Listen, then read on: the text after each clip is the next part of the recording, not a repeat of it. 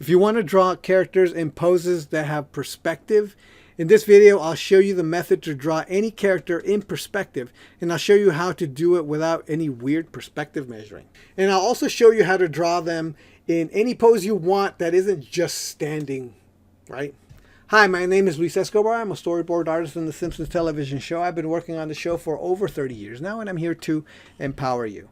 So the key fundamental that you're going to be using the most in this exercise is forms. However, the other fundamental, commitment, comes in clutch on this one. If you don't know anything about the fundamentals, there's a video that I recorded a while back. I'll put a link to it in the description of this video so that you can know what the fundamentals are. So when drawing original characters in perspective, you really need to embrace the whole artist lifestyle of walking around with a sketchbook and drawing things from real life all the time. So you're basically going to have to be an artist, because otherwise you're going to just end up being frustrated. So I'm going to give you 3 tips before I break everything down into how to apply these things practically. The first thing I'm going to talk about is to have a sketchbook and use it. Next thing is you have to learn perspective. And third, you're going to need a reference library. So I'm going to talk about exactly what all that stuff means right now. First, take your sketchbook everywhere and draw people.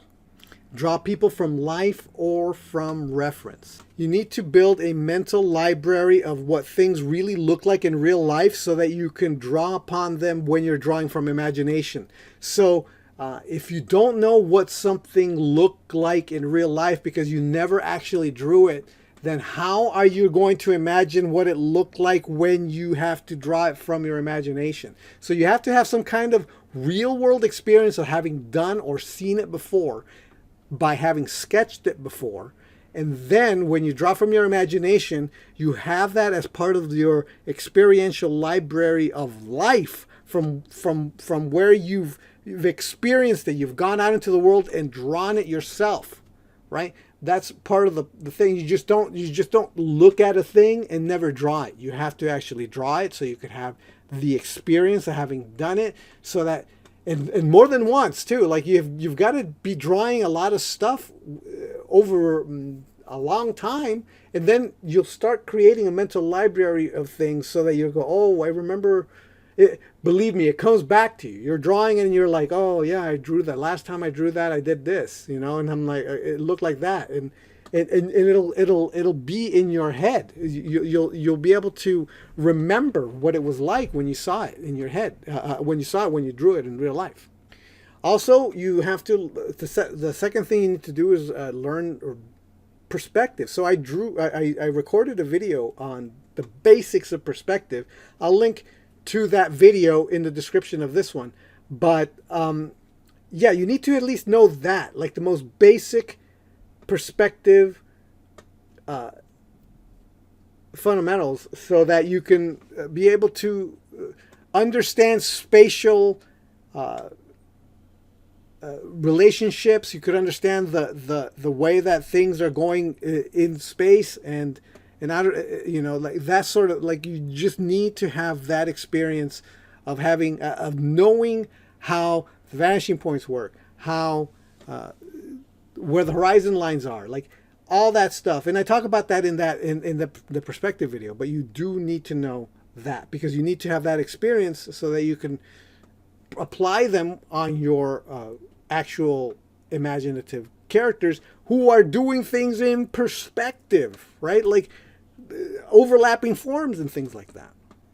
And on top of that, you need a reference library. So at some point you have to have, like, okay, a reference library of arms coming to the foreground, characters being seen from above or from below, or heads turning, or whatever, bodies turning or bending down, or that sort of thing.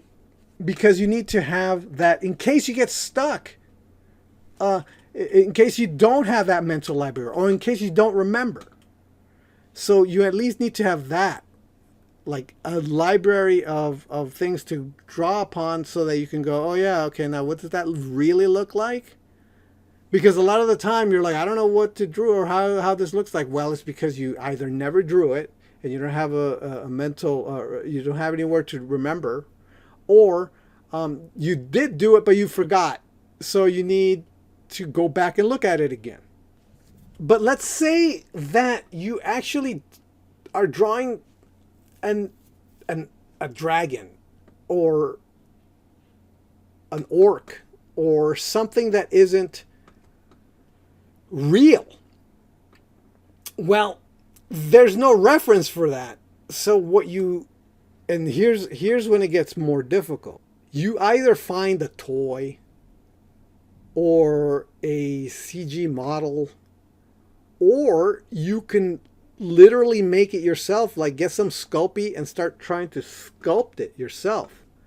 You can do that like on a toy. You can put it on the toy and then you start sculpting the face or something. Like, but you got to give yourself something so that you could at least take a look at it and turn it, right?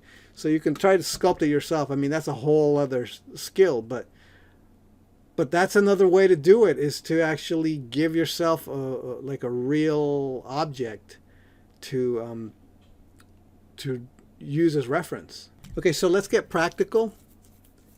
In order to really be able to draw your original characters in perspective from imagination, you really need to have them solidly broken down into basic simple shapes. This means that you either have a formula developed or you're borrowing one from someone else. Something I brought up in a video where I talk about drawing without reference. And I will link to that video in the description of this video. As always, I start rough and gestural, searching for the poses I want. Once I have something that seems right, then I start to solidify. Here I will share with you a few preferences I have concerning formulas. So let's say you have a character jumping and their arms and legs are out. The legs and arms are tubes. I try not to interrupt the joints with balls like some formulas do. I'm not really a fan of those mannequins with like these giant ball joints in them because they interrupt the flow of the appendages. Heads can be broken down into boxes if you need to add perspective to them. Bodies and torsos can be broken down into boxy shapes. I start with a bullet shape or a bean shape at first and then square it off later. This helps add depth and corners, helping the figure. This is where some of the perspective knowledge may come in handy, especially with forms, the fundamentals of being able to draw forms well. In the final pass, once you have everything in place, is where all the sketching from life comes in. You either have the lived experience having drawn body parts in similar poses and can recall what they look like, or you could refer to your reference library. If you're having trouble, where are you having trouble? This gives you a clue of the things you need to study and work on. Don't give up. It's commitment time. Work on what is in the way and try again. You will learn if you just use the trouble as a way to learn what you need to work on. If you want some body formulas you can use, go to my website. I have some formulas to use there. If you found this information helpful, let me know by leaving a comment. What was helpful, what wasn't helpful, what I can be clearer on, and what you want me to go into more depth on. So thank you so much for watching, and I will talk to you next time. All right, bye.